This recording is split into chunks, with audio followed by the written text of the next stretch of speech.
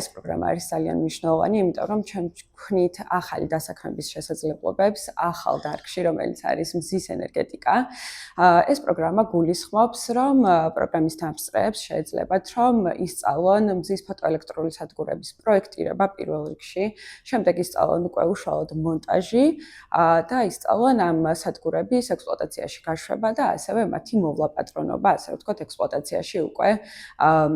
მათი მომსახურება და სერვისის გაწევა. ასევე კურსის განმავლობაში